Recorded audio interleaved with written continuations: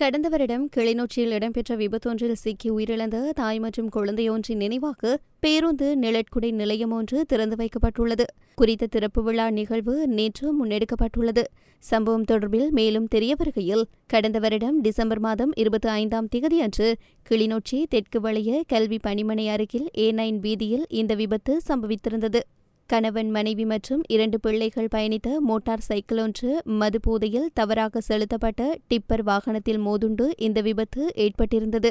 விபத்தில் 2 வயது குழந்தை சம்பவ இடத்திலேயே உயிரிழந்தது.